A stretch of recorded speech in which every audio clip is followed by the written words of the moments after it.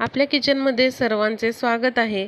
तर आज आपल्या किचनमध्ये आपण बनवणार आहोत उपवासाचा अगदी जाळीदार डोसा आणि उपवासाची 10 मिनिटात बनवून तयार होणारी चटकदार आमटी। उपवासाचे साबुदाणा वडे आणि साबुदाणा खिचडी खाऊन कंटाळा आला असेल तर हे उपवासाचे डोसे तुम्ही हमखास बनवू शकता। यामध्ये आपण सोडा इनो काहीही न वापरता जाळीदार डोसे बनवणार आहोत। विशेष म्हणजे हे डोसे बनवण्यासाठी आपल्याला पीठ आंबवण्याची गरज नाही। अगदी आयत्या वेळेला तुम्ही हे बनवून खाऊ शकता। त्याचबरोबर सोडा इनो याऐवजी आपण एक वस्तू या पिठामध्ये टाकणार आहोत, ज्यामुळे डोसे अगदी हलके, जाळीदार आणि मस्त स्पॉन्जी होतात। तर बघूयात हे उपवासाचे डोसे आणि उपवासाची आमटी कशी करायची। यासाठी आपल्याला 1 वाटी भरून वरई लागणार आहे। बऱ्याचशा भागांमध्ये वरईला भगर देखील म्हटले जाते। ही वरई चांगली निवडून स्वच्छ करून घ्या। 1 वाटी वरईसाठी आपल्याला 2 मोठे चमचे साबुदाणा वापरायचा आहे। इथे तुम्ही छोटावाला साबुदाणा असतो तो देखील वापरू शकता। आता वरई आणि साबुदाणा छान आपण चोळून धुवून घेऊया, म्हणजे काही कचरा घाण असेल तर ते निघून जाईल। तर अशा प्रकारे अगदी स्वच्छ वरई आणि साबुदाणा धुवून घ्यायचा आहे आणि त्यानंतर आपल्याला पुन्हा स्वच्छ पाणी याच्यामध्ये ओतायचं आहे आणि वरई आपल्याला अशा प्रकारे 2 तासांसाठी भिजत ठेवायची आहे। ही वरई साबुदाणा भिजत ठेवताना तुम्ही यामध्ये भरपूर पाणी टाका, म्हणजे ही अगदी छान भिजली जाते। तुम्ही रात्री वरई आणि साबुदाणा भिजवून उपवासाच्या दिवशी सकाळी उठून हे डोसे झटकीपट बनवू शकता। बघा 2 तास इथे ही वरई भिजवून घेतलेली आहे। आता आपण बघूयात ही भिजलेली आहे का। तर बघा अगदी छान साबुदाणा आणि वरई भिजलेले आहे। आता आपण पुढची तयारी बघूयात।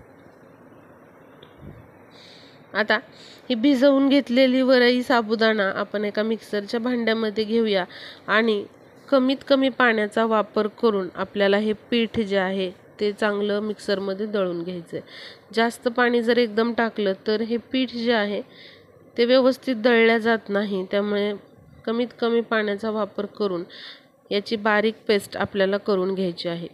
नॉर्मल डोशाचं पीठ ज्याप्रमाणे असतं त्याप्रमाणे आपल्याला हे बारीक असं दळून घ्यायचं आहे।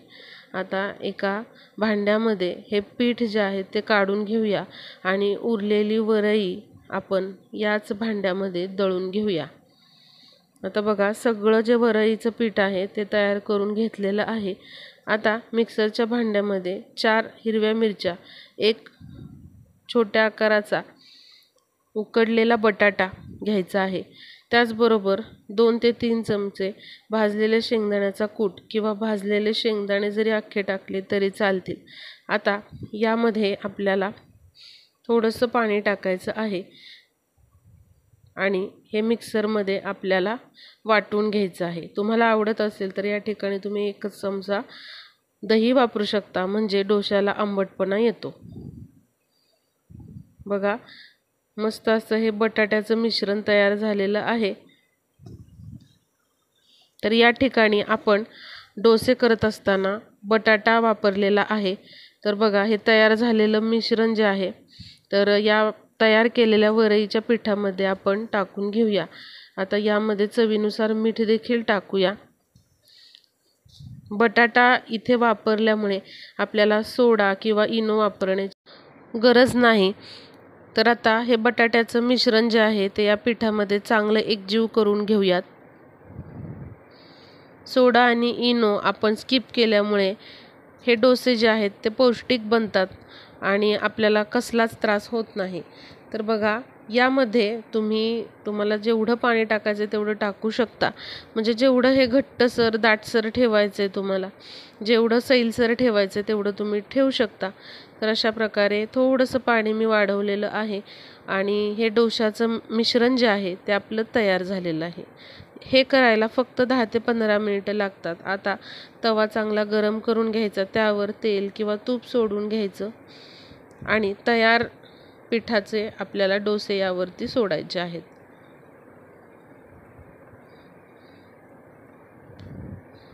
तर अशा पद्धतीने आपण हा डोसा सोडून घेतलेला आहे। आता वरची साईड डोशाची थोडीशी कोरडी झाली की त्यावरती तेल सोडून घ्या किंवा तूप सोडून घ्या आणि अशा प्रकारे आपल्याला प्रत्येक बाजू चांगली भाजून घ्यायची आहे। आता ही बाजू जी आहे खालची ती छान अशी भाजली गेलेली आहे। या ठिकाणी तुम्ही बघू शकता सुंदर अशी जाळी पडलेली आहे डोशाला। इनो सोडा काहीच न वापरता फक्त बटाटा आपण यामध्ये वापरलेला आहे। बघा दोन्ही साईडने मस्त खरपूस हा डोसा भाजून झालेला आहे। इथे आपण बटाट्याचा वापर केल्यामुळे मस्त हे डोसे तयार झालेले आहेत। अशाच पद्धतीने तुम्ही सगळे डोसे तयार करून घ्यायचेत। आता बघूया उपवासाची आमटी। यासाठी 2 मीडियम साईजचे बटाटे उकडून घेतलेत, ते बारीक करून घ्यायचे। त्यामध्ये 3 ते 4 चमचे भाजलेल्या शेंगदाण्याचा कूट टाकून बटाटे आणि कूट चांगलं एकजीव करून घ्यायचे। यामध्ये पाणी टाकून अशा प्रकारे हे मिश्रण बनवून घ्यायचं। थोडासा कूट जास्त वापरला की ही उपवासाची आमटी अतिशय चवीला मस्त लागते। आता तूप टाकायचं। तुपामध्ये बारीक वाटून घेतलेली हिरवी मिरची टाकायची।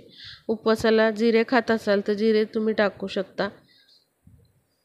इथे मिरची आपण चांगली परतून घेऊया तुपावर। तुम्ही तेल देखील वापरू शकता।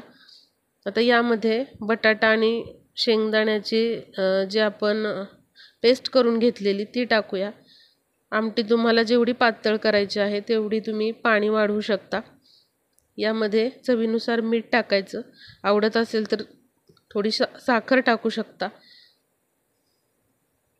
आता बघा ही आमटी फक्त आपल्याला 5 ते 10 मिनिटं उकळून घ्यायची आहे आणि तयार आहे आपली ही बटाट्याची उपवासाची आमटी। अगदी झटकीपट होते बनवून। तुम्ही या उपवासाच्या डोशांबरोबर, वरईच्या भाताबरोबर, खिचडीबरोबर देखील ही आमटी बनवू शकता। गरमागरम ही उपवासाची आमटी आणि गरमागरम उपवासाचे जाळीदार असे डोसे तयार आहेत। येणाऱ्या आषाढी एकादशीला नक्कीच तुम्ही हा उपवासाचा डोसा आणि उपवासाची आमटी बनवून बघा।